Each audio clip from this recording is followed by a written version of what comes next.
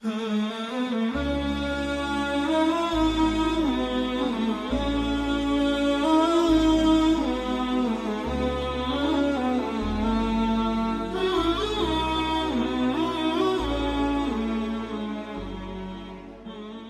لله والصلاة والسلام على رسول الله محمد وعلى آله وصحبه ومن والاه. اللهم آتنا في الدنيا حسنة وفي الآخرة حسنة وقنا عذاب النار، آمين. أما بعد، السلام عليكم ورحمة الله وبركاته. لدرس رابردو باسي حديثي مرفوع مانكرت هم وكو فعل رسول الله عليه الصلاة والسلام، هم وكو قول رسول الله عليه الصلاة والسلام، هم وكو دام بيدانان وإقرار رسول الله عليه الصلاة والسلام لسر كاريك وأنزام داني كاريك للا ينها ولا برزكان، وهم باسي صفات خلقي وخلقي رسول الله مانكر عليه الصلاة والسلام كقتمان أو يكيك لوانيك دج السنة كان تيكل كردوا هم أو صفاتاني كرب العالمين رسول الله لسر خلق كردوا تيكل كردوا دلين سنتنية وكو باس ما كر إيما أجر لشكل الشواز نشبهين الرسول الله عليه الصلاة والسلام لسر ما واجبني ياخذ أجر باداش ورناقرين أقل برين دتسم تزميني دكم لون منكب وكو كبي مبارك رسول الله عليه دكم ياخذ تساوي مكو تساوي أو ياخذ برو مكو بروي أو ياخذ رمة مكو رمتي أو أوانا وتمان راسته أمانة وكو سنة لبو إما قواسترا وتو بلام إما ملزمنين كبتين تيبكين كبتين قران كاري بكين ياخذ أو سردم بيدا قوتري تجميل بكين أوان أويان لقل ستيكل كردوا لقل صفات أخلاقية كان كرسول الله عليه الصلاة والسلام بردوام هاني الصحابة كان داوە بۆ خۆی بەو پەڕی ڕێز و بەو پەڕی جوانی جێبەجێ کردووە. بۆیە ئەوانە ئەو دوو شتیان تێکەڵ کردووە، وتمان باسی ئەو دوو شتەشمان کرد و باسیشمان کرد کە سیرەی ڕەسوول الله عليه الصلاة والسلام هەندێک جار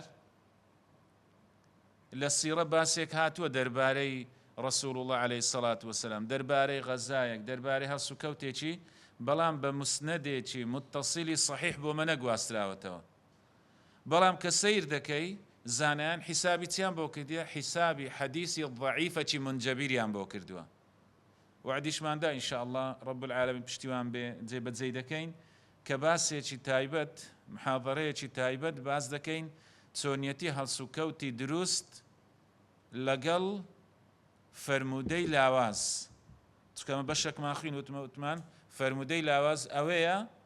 مەرجەکانی حەدیثی حەسەنی تێدا نەهات بێتە دی. دووبارە و چەندبارەی دەکەمە بۆ ئەوەی وەکو دەڵێ لەلاتان چەسپا و لەبیر نەکراو بێ کە ئەمە باز دەکەین دەڵێن ئەمە حەدیثی صحیحە، ئەمە حەدیثی حەسەنە، ئەمە حەدیثی ضعیفە، بە تایبەتی ئەو ضعیفەی کە منجەبیرە، واتە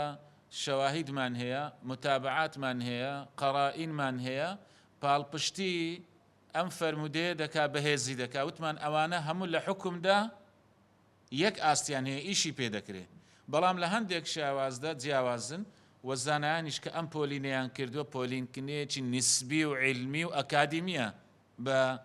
وەکو دەڵێ زبانی ئەم سەردەمە. شتێکی ئەکادیمیە وتوێتیان کاکە ئەم حەدیثە ئەم هەموو مەرجەی تێدا هاتە دی زۆر بەهێزە بۆیە ناومان لێناوە صحیح، ئەو مەرجەکانی کەمترە ناومان لێناوە حەسەن، ئەو مەرجەکانی لە حەسەنی کەمترە ناومان لێناوە ضعیف. وەلە ضعیفیش چەند زۆرێکی هەیە. ئەوەی ئێستا ئەم دەرسانە بەردەوام دەبین باسی حەدیثی ضعیفە و باسیشمان کرد ئەم بیردۆزێ و ئەم فکرەی کە هەیە کە گوتت حەدیثێک ضعیفە ئیدی تەواو مانایوانیە بە دیواری دادا و ئیشی پێ ناکرێت. نا، چەندان ئەحکاممان هەیە لەسەر حەدیثی ضعیف بنیادنراوە لەبەر چی؟ لەبەر ئەوەی ئەمە پاڵپشتی چەندان مەقاصید و چەندان حیکەم و چەندان عیلەلی شەرعی دەکا، نەسە شەرعیەکان دەکا. دواتر ئینشاءالله زیاتر لە حەدیثی ضعیف دەینە سەری. ئەوەی ئەمڕۆ کە باسی کەین ئەوەیە کە جۆرێکی ترمان هەیە لە حەدیث وەکو مەرفوعە لە حکم، بەڵام لە پلەبەندی لە دوای حەدیثی مەرفوع دێ ئەویش پێی دەگوترێ حەدیثی مەوقوف. موقوف بە کوردیەکەی واتە وەستاو. ئەم حەدیثە بۆ ناوی لێنراوە وەستاوە لەسەر هاوڵەکی بە ڕێزی ڕەسوول الله عليه الصلاة والسلام بە سەنەدێکی متصل عن فلان نەگەیشتۆتە ڕەسوول الله عليه الصلاة والسلام. بەڵام چی کردووە؟ سەحابەکە ویتوویەتی چی فەرموویەتی رأيت رسول الله عليه الصلاة والسلام فعل كذا. ديم رسول الله عليه الصلاة والسلام آواي دكرت، أو عن رسول الله عليه الصلاة والسلام أنه فعل كذا. ياخذ من لرسول الله بو گواستراوتەوە، يعني الصحابية چتر بۆی گواستراوتەوە، ياخذ چەند صحابەیەک بۆیان گواستوتەوە بەڵام ناوی نەهێناون و توێتی رسول الله ئاوای کردووە. یان دەڵێ من السنة كذا، دەڵێ لە سنەت وایە ئەم ئیشە ئاوایە، أو كنا نفعل في عهد رسول الله عليه الصلاة والسلام كذا. ياخذ أمل الزمان رسول الله عليه الصلاة والسلام إيش كمان آوادكت. أو السنة تشينية بلي عن فلان بلام چه ويوتوا صحابي چي بريزي رسول الله عليه الصلاة والسلام فرميتي آية الصحابة دسنا الجير ميكروسكوبي جرح وتعديل، يعني برين أو الصحابية عدالتي هي أو نيتي أو عداء أو الصحابية وكو دلي ضبطي هي أو نيتي أمانة دسنا جير أوانا نخير أوانا بعام عدول بلام تاك دكري قناهيان هبو بي أوانيش بشرن لكو تايدا بلام بعام بقشتي همويان عدول ببلغيتي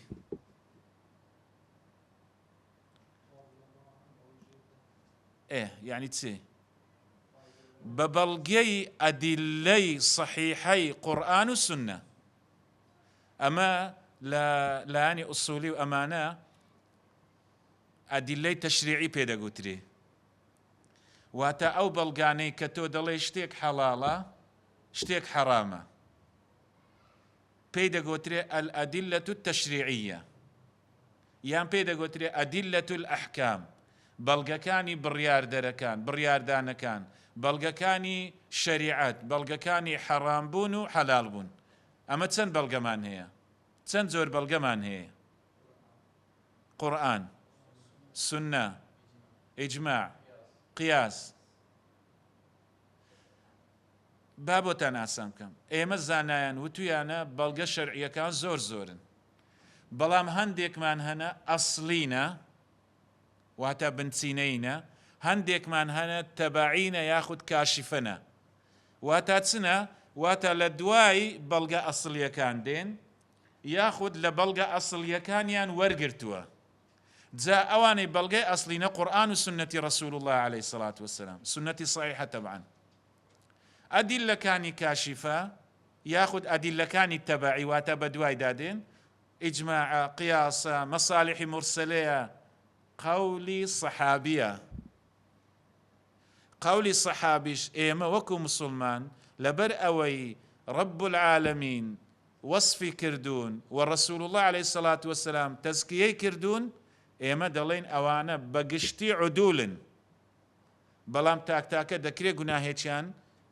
كرد بيت سلا سردمي رسول الله عليه الصلاة والسلام سلا دواي أوي بلام أو قناهاني ككرديتي شان بتايبتي لسردمي رسول الله عليه الصلاة والسلام بوتا تسي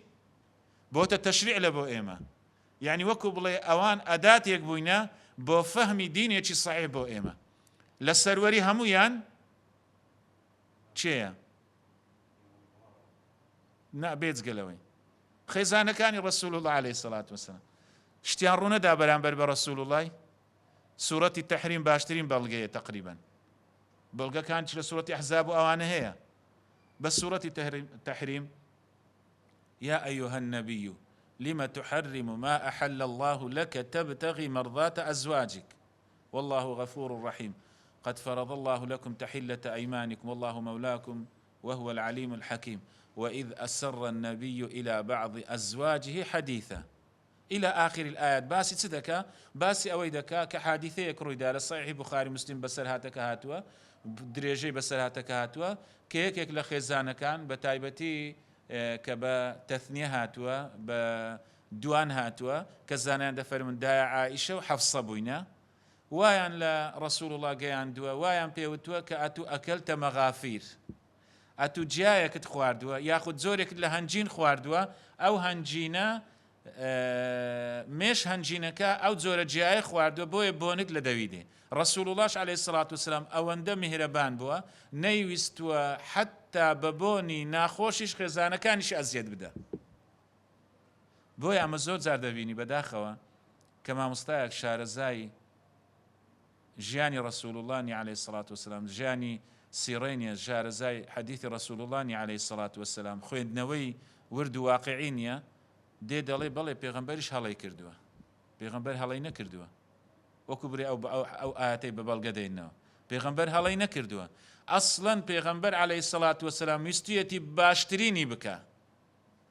رب العالمین فەرموویەتی لەوانەیە هەندێک کات نەتوانی باشترینی بکەی باشەکەی بکە تەواوە نەک مەبەستی بڕەسوول الله نەعوذ بالله حاشا لمقام الرسول الله عليه الصلاة والسلام بڵێن رسول الله عليه الصلاة والسلام غەڵەتی کردووە يعني حاشا لمقام رسول الله عليه الصلاة والسلام بڵێ غەڵەتی کردووە نا بەداخەوە خەڵکی ئەوان باز دەکا ئەم جارێکیان پەشیمانیش بوومەوە لەبەرەوەی خۆم پێڕانە جیرایەکە گوتی ئەها گوتم باسی ئەوم کرد ئینسان غەڵەت دەکا و لە وەکو بڵێ جەلسەکی ژنمارەکردن و ئەوانە بوتم وا باشترە بەڕاستی هەم کوڕەکە نەفسیەت و طەبع و خلقیەتی ئافرەتەکەی بزانی هەم ئافرەتەکەش ئیپیاوەکەی بزانن چیان پێخۆشە چیان پێ ناخۆشە و هەموو ئینسانش غەڵەت دەکا گوتی پێغەمبەرانش غەڵەیان کردی ئەمیش ڕاست خۆم پێرانە جرا گوتم نا کەس غەڵەتی پێغەمبەران غەڵەتیان نەکردیە دوای خەریک و پەشیمان بۆ گوتی پێغەمبەری منە بەس پێغەمبەرەکانی تر گوتم پێغەمبەرەکانیش هەڵەیان نەکردووە رسول الله عليه الصلاة والسلام وبيغمبركانتيش ويستويانا باشتريني بكن بلان بويان نقول زي رب العالمين فرمتي أجر باشا كش بكن دبيت باشترين بمرور الزمن استابون من أو بسرهاته كرسول الله عليه الصلاة والسلام لبدلي خيزانة كاني تبتغي مرضات أزواجي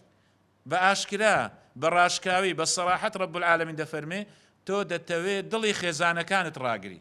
خواي قورش أويلتو ناوي تو دابزي أو آستا يعني وەکو دەڵێ ئاوە شخصیاتی خۆت بۆ ئەم ئافرەتانە دابەزێنی نا دەڵێت تۆ ئەو ئافرەتانە دەبێ ڕازی بن بەو بەشەی کە تۆ داتێت ئەو چە دواتر چیان پێ دەڵێ وإن تظاهرا عليه فإن الله هو مولاه وجبريل وصالح المؤمنين والملائكة بعد ذلك ظهير چەند پاڵپشتی بۆ رسول الله دەربڕیوە چار زۆر لە پاڵپشتی ئەم چار زۆرە تەقسیم دەکرێتە سەر چوچێ پاڵپشتی زەوی و پاڵپشتی ئاسمانیش ئەوەیە گەورەی پێغەمبەری عەلەیهی سەڵات وسەلام لە قورئاندا کە کابرا دەرێ ئەمن قورئانی مەوڵا جێبەجێ سونەتی ناکەم ئەوەیە تێنەگەیشتنی عەقڵێکی سەطحی عەقڵێکی هەرزەکارانە دێبیر دەکاتەوە لە ڕەسوول الله عەلەیهی سەڵات وسەلام لەم ئاەتە دەینەوە بۆ ئەوەی کە ڕەسوول الله هەڵەی کردووە حاشا هەزار جار لمەقامی ڕەسوول الله عەلەیهی سەڵات وسەلام هەڵەی چی کردووە ئەسڵەن ئەم ئاەتانە بەڵگەیە لۆ پاڵپشتی و بەردەوام و تەئکیدکردنەوە و تەئیدی رب العالمین لە بۆ ڕەسوول الله عەلەیهی سەڵات وسەلام رب العالمين باشكا دفرمي وإن تظاهر عليه أجر إيوة أي خزاناني رسول الله أي دايكان إيمان دار أجر زاري تر آوا دلي رسول الله قرد بقري بران برتان آوا أزيتي بدن أو خوشويستي من رب العالمين دفرمي فإن الله هو مولاه رب العالمين بالبشتي دكا رب العالمين ناصر وسركوتويتي وجبريل قوري ملائكة كانيش وصالح المؤمنين مسلمان كانيش نسر زوي والملائكة بعد ذلك ظهير همو ملائكة كانش إلو تأيدي قولة هي همو قرآن بقرأ تأيدي شي آوا بو هيتس بيغنبريك هاتوا بويا أمي قولي رسول الله عليه الصلاة والسلام جاء مدلين صحابة كان بخزانة كان رسول الله عليه الصلاة والسلام بس صحابة كانش بلي هليان كردوها بلام سبحان الله هلا كان ينبويت تشريع بويت بندو عاموش قاري لبو إيما زور بسر هاتي ترهي بلام دەرسەکەمان دەچینە خارج دەرسەکەمان بەسمە بەستم ئەوەیە کە گوتمان قەولی سەحابیە چ لە لایەنی ئوسولیەکان بەڵگەیە چ لە لایەنی محەدیثەکان بەڵێ بەڵگەیە ئەمە بەڵگەیە لەسەر چی لەسەر ئەوەی کە بەشێک لە حەدیثی ضعیف قولی صحابیە، بەڵام ئەو قولی صحابیە چۆنە؟ یەکەوسەر سەنەدەکەی پچڕاندووە، بەس وتویەتی ئێمە لە زەمەنی ڕەسوول الله ئاوامان دەکرد، لە زەمەنی ڕەسوول الله ئاوا بوو، دیتم ڕەسوول الله ئاوای کرد، یاخود بۆم جێراوەتەوە ڕەسوول الله ئاوای کردووە. ئەوانە هەموو ئەو سیغانەنە کە زانایان وتویەتیان بەڵێ ئەمە قولی صحابیە، ئەمە پێی دەڵێن حەدیثی مەوقوف، لەلایەن ئوسولیەکان پێی دەگوترێ قول الصحابی. ئەوە کاری پێدەکرێ و یەکێکە لە چی؟ لە ئەدیلە و لە بەڵگە شەرعیەکان بۆ حەرامبوون و حەلالبوونی هەر کارێک. مەفهوم؟ ئەوە مەبەسمان پێ ئەوەیە. جا لێرە کە دەرێ حەدیثی مەوقوف ئەوەیە کە لەسەر سەحابەیەک وەستاوە و ئێمەش دەڵێن مطلقاً بەگشتی بالجملە سەحابە بە ڕێزەکان عودولن، بەڵام دەکرێ هەڵەشیان هەبوو بێ رب العالمین بۆی ڕاستکردوون یاخو لە دوای ڕەسوول الله هەڵەیان هەبوو بێ، بەڵام ئەم هەڵەیان تەئسیری نەکردوتە سەر قسەکەیان کە شەریعەتەکەیان بۆ مەگواستۆتەوە، کە حکمەکەیان بۆ مەگواستۆتەوە. صحابیش ئەوە دیارە چێە؟ كل من لقي النبي عليه الصلاة والسلام مؤمنا وقت لقائه به ومات على ذلك. دەڵێ ئەوەیە کە لە سەردەمی ڕەسوول الله عليه الصلاة والسلام ئیمانی پێهێنا بێ و ڕەسوول الله دی بێ و لەسەر ئەو ئیمانەش مرد بێ، ئەمە پێی دەگوترێ صحابی. جا ئەمە هەمانە چۆن لە حەدیثی ڕەسوول الله عليه الصلاة والسلام گوتمان حەدیثی مەرفوع دەچێتە چی؟ مرفوع قولي، مرفوع فعلي، مرفوع خلقي، مرفوع خلقي، مرفوع سيرة وأمانة. لقول الصحابة دو بشمان هي مرفوع قولي مرفوع فعلي مان هي، يعني الصحابة كيان فعلي تشي قواستو توتيتي إيما آوا ما ذكرت يان آوا ذكر على زمان رسول الله، يان دلي جيم لرسول الله بو آوا يفرموا، يان دلي قال رسول الله عليه الصلاة والسلام. مفهوم؟ يعني أما دوب زور لحديثي موقوف مان هي، موقوفة فعلي مان هي، واتا فعلي صحابك أو الصحابة كفعل رسول الله دقوازيته وبلان ببي سند سندكي لسروي واستاوى، وموقوف في قوليش مان هي أويش عينا سندكي لس الصحابة واستاوى بس بقوله بفعلنيا. أها دوشتي ليك جوازن بلام هردو تشيشان يك حكميان هي. استابون منا ليادنكين حديثي أويلا روجي جمعة سورة الكهف بخويني أو حديثة موقوفة بلان في حكم المرفوعة، يعني موقوفة للصحابية بلان زاني عند فرمكو حديثي مرفوع ولبرتي لبر أو صحابة كجراويتي تندان آية تندان حديث پاڵپشتی ئەم ئەجر و پاداشتە دەکا کە بەڵێ ئەجر و پاداشتێکی ئاوە لە قورئان خوێندن هەیە. ئێستا دێین هەندێک شتیش باز دەکەین. جا سەحابەی بەڕێز چیان بۆ مەگواستۆتەوە زیاتر زانیان دەفەرمون؟ الأحوال الماضية كأخبار الأنبياء، بەسەرهاتی پێغەمبەران، یاخود ئەو شتانەی کە لەمە دوا دادێ وكو ملاحم فتن أهوال يوم القيامة، يعني نشانكاني آخر زمان أو نشان بو مقواستو، أو عن ترتب ثواب مخصوص وكو أو حديثي باسي أو ما كان تيبي دالين سورة كهف، أو عقاب مخصوص على فعل ياخذ وتويت يقشتيتي أوابكي شتيكت بودي. أما نزانا عند فرمون أو صحابة بريزة ما دام رب العالمين تزكية كردون رسول الله عليه الصلاة والسلام تصديق كردون أمانة لخونيان وتوا أمانة إلا مفهومي آيتك يا مفهومي حديثك بو إيميان قواستوتوا بلام عن فلان عن فلان عن فلان أو يان نقواستوتوا لبرتسي لبوي دريج نبي هو كارتسيا هو كارتي واقعي عقلي من هي بوتي صحابة برزكان رضا ورحمة إخوان للسربي حديثي موقوف يعني جراوته يعني حديثك واستاو لس الصحابة كي نيوتوا الصحابة للصحابة يفرموا ديان ورنا قرتوا الصحابة للتابعين وريان نقرتوا ئەی بۆ تێیدا نییە بەڵێ چی ئەکرەمەکە الله یەک ثیقە و متمانە ئەو واقعێک بووە هەموو ثیقە و متمانیان پێک هەبووە نەگەیشتۆتە چی زەمەنی فیتنە هەر بەخۆی تابعیەکان ڕەزا و ڕەحمەتی خوا لەسەر محەدیثەکان دەفەرمون حتى فیتنە دروست نەبوو جا هەندێکیان دەڵێن زەمەنی فیتنە نەمانی پێشەوە عومەری کوڕی خەتاب ڕەزا و ڕەحمەتی خوا لەسەر بێ هەندێک دەڵێن ئیستیشهادی ئیمامی عەفوەن ئیستیشهادی ئیمامی عوثمان ڕەزا و ڕەحمەتی خوا لەسەر بێ لە دوای ئەم فیتنانە دەفەرمێ وتمان سەمموا لەنا ڕیجالەکم ناوی ئەو پیاوانە بێنن کە فەرمودەکانتان بۆ مەجێڕاوە ئەوە یەکێک لە شتەکانە زۆر مهمە ئەکرەمەکەڵڵا شتێکی واقعیە شتێکی تریش هەیە چ هۆکار بووە ئەوان سەنەدەکەیان نەگوتووە قورئان کو بۆ ئێمە گواستراوەتەوە بێجگەلەوەی بە نووسین لۆ ئێمە گواستراوەتەوە قەول یعنی چ لەبەر ئەوان زاکرەیان ئەوەندە بەهێز بووە شتەکانیان لەبەر بووە پێویستی نەکەی دەبی نووسنەوە بینە سەر وەرەقەی ئەوە شتێکی واقعی و منطقی بۆ لە زەمەنی سەحابەکان ڕەزا و ڕەحمەتی خوایان لەسەر بی شتێکی تریش ئەویش لەو دۆش گرنگترە ئەوەیە ئەوان بە عەمەلی تەطبیقیان کردووە گەڕاون دواتر ئینشاءالله لە حەدیثی مسلسل دەخوێنین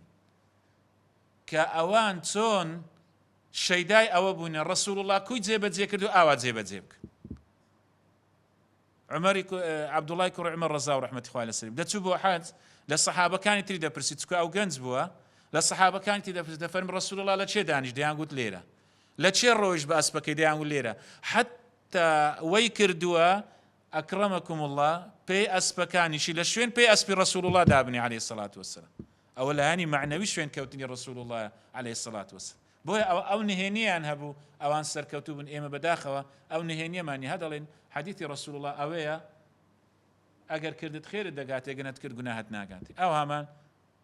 حاشا لی حەدیثی ڕەسوڵ الله عەلەیهی سەڵات وسەلام بێهێز و لاواز کردووە و وەکو دەڵێ بێ ئەرزش کردووە و بێ سەنگ و قورسایی کردووە بۆیە زانیان دەفەرمون مادام وەی وتووە یان گوێی لێ بووە یان بۆی جێڕاوترەوە یان بۆ خۆی لە واقعەکەدا بووە یان واقعەکەیان بۆ باس کردووە سەحابەیەکی تر کە وەکو خۆی عەدوول بووە سەحابە بۆ سەحابەی ڕۆژەڕەیەکی بڕیوە بەس هەتا فەرمودەیەکی لێوەرگری ئەوی تر ڕۆژەڕەیەکی بڕیوە هەتا فەرمودەیەکی لێوەرگری لە ناو یەکتر فەرمودەی ڕەسوڵ اللهیان بۆ یەکتر جێڕاوەتەوە ئەبی هورەیرە ڕەزا و ڕەحمەتی خوای لەسەر بی زۆرترین فەرمودەی لێ جێڕاوەتەوە هۆکارێک ئەوەیە سەحابە زۆر پرسیاریان لێ کردووە پرسیاریان لە یەکدی کردووە کە سەحابەک ئەبی سەعیدی خودری ڕەزا و ڕەحمەتی خوای لەسەری فەرمودەک لە ئەبی هورەیرە دەجێڕێتەوە ناڵێ ئەبی هورەیرەوە گوتی یەکەو سە دەفەرمێ قال رسول الله عليه الصلاة والسلام کارەکانی کە ئێمە دەڵێن حەدیثی موقوف لەلایەن زانایان مەقبولە ولەلایەن ئوسولی زانانی فەرمودەناس مەقبولە پێی دەرێن حەدیثی موقوف کەچی قولی سەحابیە بەڵام لەلایەن ئوسولیەکان ناویان لێنایە قولی سەحابی گوتمان لەبەرچی لەبەرەوەی بەگشتی ئێمە دەڵێن رب العالمین تەزکیە کردوون بوتوێتی عەدالەتن بەگشتی با تاکە گوناه و تاوانیشان هەبوو بێ بەڵام بەگشتی بەتایبەتی ئەوانەی فەرمودەکانی ڕەسوڵ اللهیان جێڕاوەتەوە عەلەیهی سەڵات وەسەلام هەموویان لەو پەڕی عەدالەت و متمانەدان بۆیە دەڵێن ئەمانە وەکو حەدیثی مەرفوع ئیشی بۆ دەکەین بەڵام زانایان وەکو پۆلینکردنیەکی زانستی و ئەکادیمی ناویان لێناوە حەدیثی مەوقوف ئەگەنا فی حکمی المەرفوعە ئەوتمان چەند هۆکارێکی یەک لە هۆکارەکان ئەوە تەزکیە رب العالمین بوو ثقە و متمانە بوو لە بینی یەکتر و بۆ خۆشیان عەمەلی جێبەجێیان دەکرد و لەبەریشیان باش بوو سێلانی ذهنیان هەبوو لەبەریان زۆر باش بوو یعنی پێویستی نەدەکرد لەسەر وەرەقە بنووسنەوە ئەوە هۆکار بووە کە تاکو زەمەنی دروستبوونی فیتنە ئەو سەزانان وتیان سەمموا لەنا ڕیجالەکم فلما وقعت الفتنة قلنا لهم سموا لنا رجالكم دوای ئەوەی فیتنە دروست بوو وتمان کاکە ڕجالەکانمان بۆ بێدەن ئەوەی ئەهل بایە قەبیلنا وئیلا ڕەدەدنا ئەوەی بمانزانی بە پیاوێکی باش و چاکە جێی متمانەیە وەرمان دەگر ئەوی دیمان ڕەت دەکردەوە ئەوە هۆکارەکانە کە گوتمان قولی الصحابي عليه ڕەزا و ڕەحمەتی خۆیان لەسەر وەردەگرین وتمان زیاتریش لە چیان باس کردووە ئەوانی زەمەنی ڕابردوو لە بەسەرهاتی پێغەمبەران لە قورئان هەیە یان نە ئەوان هاتوونە بەس تەفسیریان کردووە ئایا تەفسیری سەحابەی لە بۆ قورئان معتەبەرە یاخودنا معتەبەرە، یەکێکە لە بەشەکانی قورئان. بوخاری ڕەزا و ڕەحمەتی خوای لەسەر بێ کە باسمان کرد کتاب التفسیری من ئەمتەعی کتاباتی، کتابی تەفسیری لە خۆشترین کتابەکانە لە پەرتوکەکەی کە 97 کتابە. لەوێ زۆر جار بۆ پاڵپشتی ئاەتێک وەکو دەڵێ بەڵگەی بەچی هێناوەتەوە بە حەدیثی مووقوف بە قەولی سەحابی وتوێتی ئەو سەحابەیە ئاوای فەرمووە. ئەوانەی تێدا ئەوەی گوتمان في زمن رسول الله صلى الله عليه وسلم كنا نفعل كذا أو فعل كذا أو في عهد رسول الله كذا، يعني هموي تيدا هشمانة بسند تيدا كرايا. وباسي تيان كرديا هاتني نشانكاني روجي دواي خلق واتي دقا بس نشانكاني روجي دواي لفرمده باس كرايا لقرآن شقا بقريتي دا زور بسر هاتي باس كرديا كروجيك دادي آوا دبي أو بسر هات الرودة دا گەورەترین بەڵگا بۆ نیشانەکانی ڕۆژی قیامەت هاتنی ڕەسوول الله عليه الصلاة والسلام. دەڵێ فيما أنت من ذكراها، زانیان دەفەرمێ گەلە سەر فیمەی ڕابوەستی أنت من ذكراها، تۆ یا محەممەد عليه الصلاة والسلام یەکێکی لەوانەی کە بەبیر خەڵکی دەینێ ڕۆژی قیامەت هەیە. يسألونك عن الساعة أيان مرساها، پرسیارت لێ دەکەن ئایا ڕۆژی قیامەت کەی دێ؟ ئەتوش پێیان دەڵێ یا محەممەد تۆ یەکەکی لەوانەی ئەنتە من ذیکراها. هەندێک بەڕاستی ئەمن وەکو دەڵێ بەڕاشکاوی بە هەندێک مامۆستام گوتەوە بەخۆشم تەطبیقم کردووە و پێشم وایە یعنی ئەو سەردەمە ئینشاءڵڵا هەڵم بەس پێم وایە ئەو سەردەمە یعنی بە تایبەتی ئەوانە قورئانی لەبەرە یاخود قورئان لەبەر دەکەن زۆر بە دوای قیراءە زۆرەکان نەکەون، زیاتر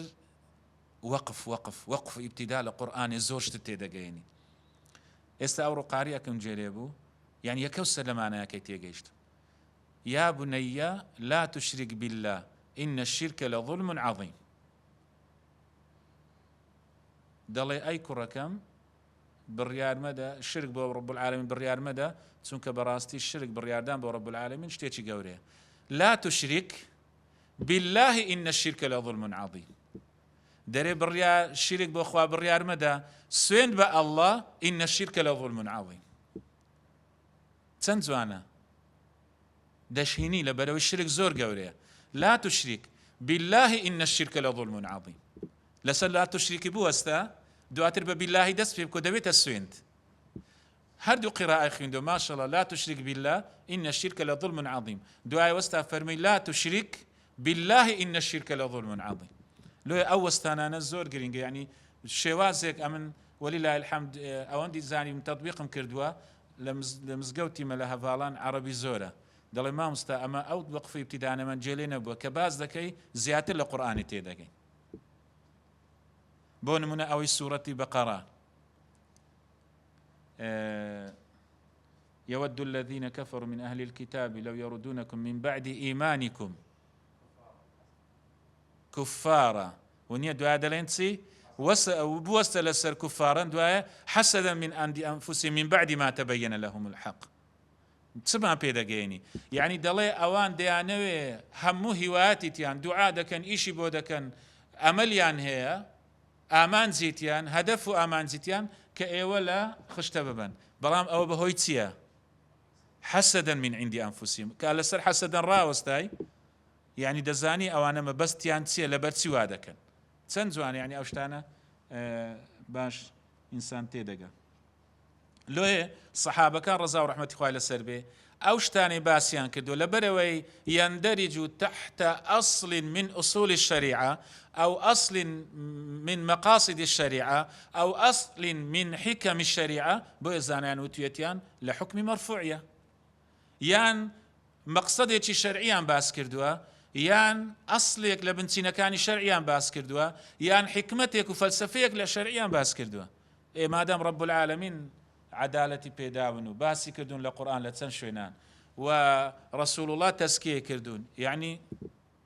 بە تایبەتیش ئەم باسمان کرد، بە تایبەتی ئەوانەی فەرمودەیان جێڕاوەتەوە کە زانایان دەفەرمون عەدەدیان لە هەزاری تێناپەڕی، هەندێک دەفەرمون کەمتریشە کە ئەوانەی فەرمودەکانیان جێڕاوە بە سەحابە و بە تابعی. چکە هەموو سەحابەش فەرمودەی نەجێڕاوەتەوانە هەیە بەشتی تر مەشغوڵ بە خوای گەورە وای کردووە یەکێک لە هۆکارەکانی پاراستنی سونە سەحابەکانی پۆلێن کردو بۆ دوو مەدرسە مەدرسەی حیفظ مەدرسەی فکر ئەبی هوڕەیرە و عەمری کوڕی عەبدوڵای کوڕی عەمری کوڕی عاس مەدرسەی حیفظن بەڵام عەبدوڵای کوڕی عەباس و عەبدوڵای کوڕی عومەر مەدرسەی فکرن خوای گەورە ئەو پۆلینکردنەشی لە ناو سەحابەکان دروست کردیە ئەوە زۆرێکە لە تەئیدی ڕەب العالەمین بۆ پارێزکردن لەو دینە و لە بەشێکیش لەو دینەی سونەتی ڕەسوول اللهە عەلەیهی السەڵات وەسەلام بۆ پێشەوە ئەبوو بەکر پێشەوە عومەر خالیدی کوڕی وەلید ئیمامی عەلیش تا ڕادەیەکی زۆر ئیمامی عوسمان بۆ فەرمودەیان کەمە زیاتر مەشغوڵ بووینە بەچێ بە ئیداری زیاتر مەشغوڵ بووینە بەچی بە بەڕێوەبردننی کاروباری مسلمانان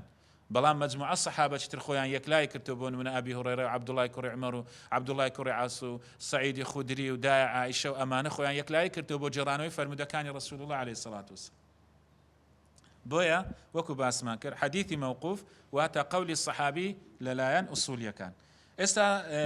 وتمان دوو جۆریان هەیە جۆرێکیان هەیە فعلیە حەدیثی مەوقوفی فعلی حەدیثی مەوقوفی قەولی ئێستا بۆ نمونە حەدیثێکمان هەیە هەم فعلیە هەم قەولیە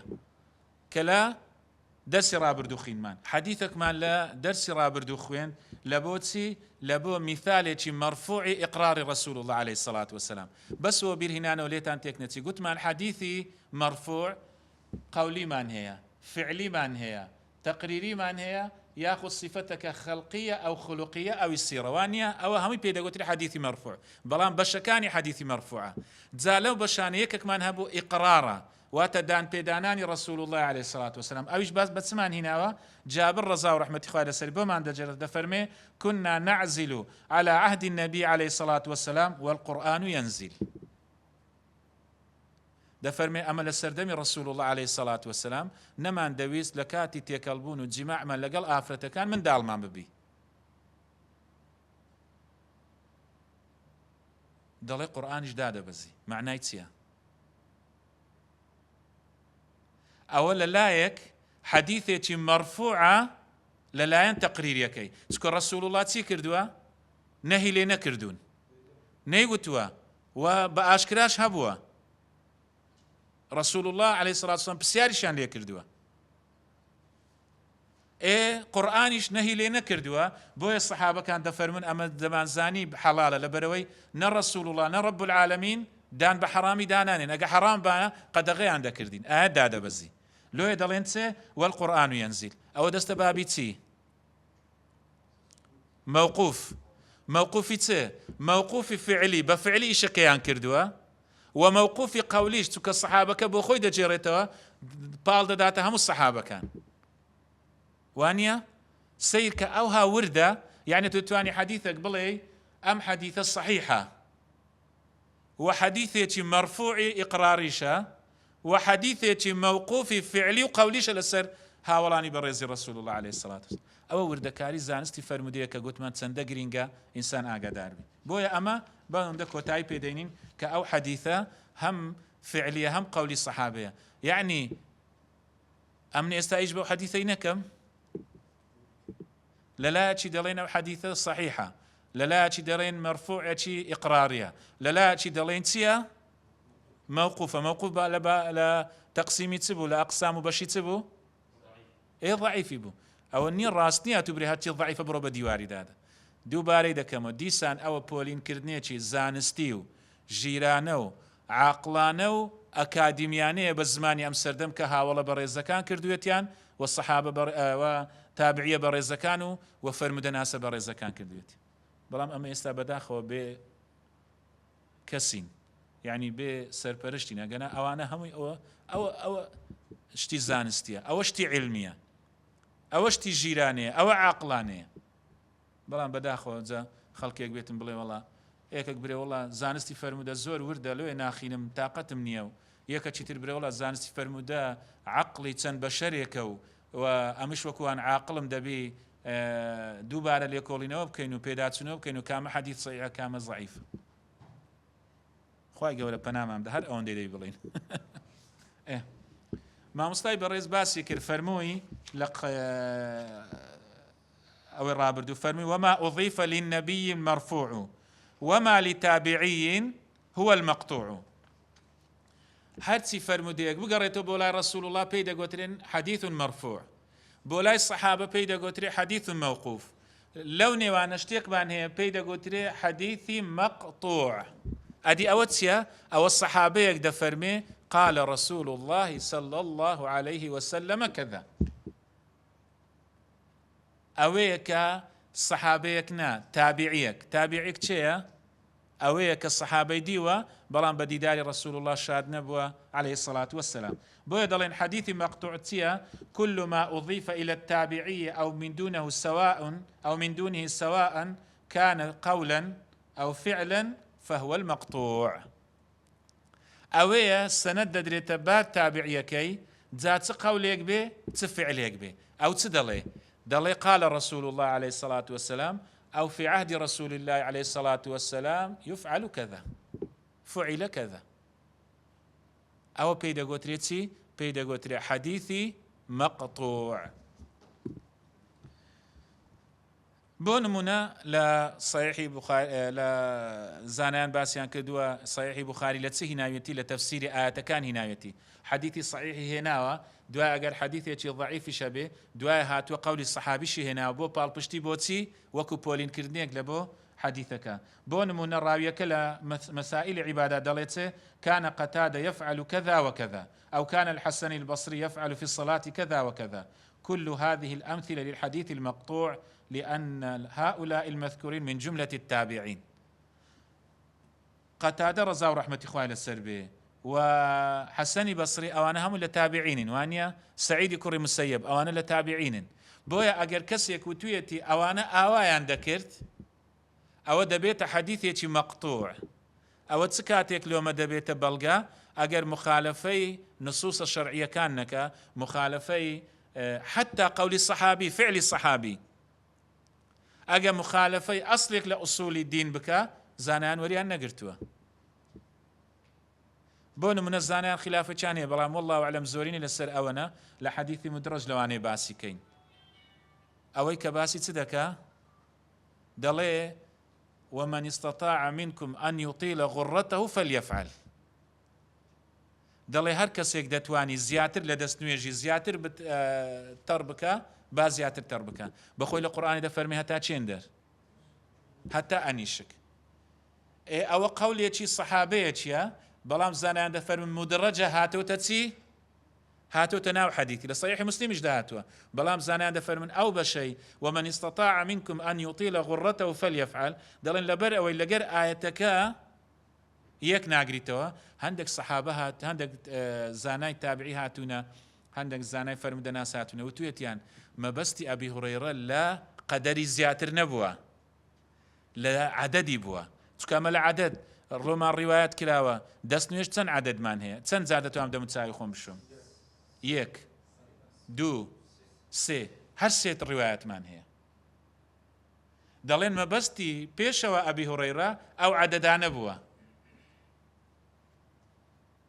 بەڵام ئەگەر بڵێن مەبەستی ئەو عەدەدانە بی على عيني على راسي مەبەستی عەدەدیش نەبی هەر على عيني على راسي قولی سەحابیە بەڵام لەبەر ئەوەی لەگەر ئوسوڵێکی قورئان یەک ناگریتەوە زانایان دەفەرمون بۆ ئەوەی خلاف دروست نەبی بۆ ئەوەی وەکو دەڵێ دەستنوێژەکە دروست بی دەڵێن هەر ئەوەندەی کە لە قورئان باس کراوە ئەوەندەی تەواو لەسەر واجبەوتەوە هەندێکی دەفەرمون ئەویدی سونەتە ئەوە واجبە ئەویدی سونەتە بەڵام بەڕاستی تقريبا أوي كما خوين دومان وقول راجح أوي حر حتى أنيشكي توا إلى المرافق ها أو تسيا أو قول الصحابية وهكذا قول تابعيش أجر وتي ديتم كسيك أواي ذكر أو كس أجر واي كربو لا سنة نزيك بو دلين كاكا أو سنة لا سنة نزيك نبو دلين أو ديارة حديث يشي بيجيشتو بأيمن جيشتو ما دام بأيمن جيشتو أو فعلي لبو أيمن نابتا بلغا أو بيداغوتري حديثي مقطوع مصطلح منقطعة مصطلح مقطوعة أدي منقطعة سيا منقطع أويا الصحابة بي تتابعي بي لسندكي بترابي دواتر دين إن شاء الله دخوينين بلام أوندا بزان أوندا كرتي بزان حەدیثی مەقطوع واتە لەسەر سەحابێ لەسەر تابعیەک وەستاوە، بەڵام حەدیثی منقەطع واتە حەدیثێکە چ لەسەر سەحابی وەستاوی چ لەسەر تابعی وەستاوی قەطع لە سەنەدەکەی هەیە، واتە ئیتصالی سەنەد نییە. کەواتە جیاوازیە وردەکە لە نێوان حەدیثی مەقطوع منقەطع چییە؟ ئەو لە سەنەدەکەی پچڕان هەیە، بەڵام ئەو ئەسڵەن باسی سەنەدەکەی هەنەکردووە، ئەو جیاوازی هەیە. ئەو ئەسڵەن باسی سەنەدەکەی نەکردووە زنجیرەی ڕاویەکان، بەڵام ئەوی ترچی کردووە باسی کردووە، بەڵام ئینقیتاعێکی تێدا هەیە، پچڕانێکی تێدا هەیە، وەکو باسمەکە لە دەستەکانی تر. سەنەد ئەوها وەکو ئەڵقەی زنجیر وایە، بپچڕێ لاواز دەبی، وانی هەتا عەقلیە نیش ئەتو زنجیرەکە کە دەپچڕێنی لاواز دەبی ونیە، بەڵام چەندی ئەوها مەحکەم بی ئاوایە. ئەوە شتێکی وەکو دەڵێن هەندێک زانە بە عەقلانی هێناتەوە. وە شتێکی تریش هەیە، ئەو ئینشاءڵڵا لە دەرسی تر زیاتر لەسەری دەڕۆین. حەدیثی مەقطوع زیاتر لە مەتنیە، لەبەرەوەی سەنەدەکەی باس نەکردیە، بەڵام منقەطع زیاتر لە سەنەدیە. ئەها گوتمان دەڵێت في عهد رسول الله عليه الصلاة والسلام يفعل كذا، في عهد رسول الله كنا نفعل كذا، كنا نعزل وانيا والقرآن ينزل. أو باسي تي كرديا، باسي متنكي كرديا، أو الشوازي جياوازي حديثي مقطوعة لقر حديثي منقطع. كواتا برايان باس مان كرد راستا حديثي موقوف، حديثي منقطع، حديثي مقطوع، هميان لبابي تنا لأقسام كانوا بشكاني حديثي ضعيفا، بلا ما نايوانية كقتمان أو حديث آوايا يكوسر بديواري دادي نا أو إيشي بيذكري لبروي أما ها أو حديث من هنا وتمان للايك بقاعديك حديثي صحيحة، بقاعدية تر حديثي مرفوعة لباب إقرار نبي عليه الصلاة والسلام، لا تر موقوفة لسر صحابي، يعني هرسي تعريف لسر أو حديثي ديتا دي كواتا لبشي ضعيف سمان هي بشي ضعيف بشي كمان هيك بيديسين حديثي موضوع حديثي موقوف بويا أو بكرتي درس كمان بأورو لرب العالمين دعوة كارين إن شاء الله مجلسك بالذكر بحساب كردين إن شاء الله تون أو لقل يكو كردين أواش لفردوس الأعلى لقل الصديقين والشهداء رسول الله والصحابة كان كومان بكاتوا. والسلام عليكم ورحمة الله وبركاته.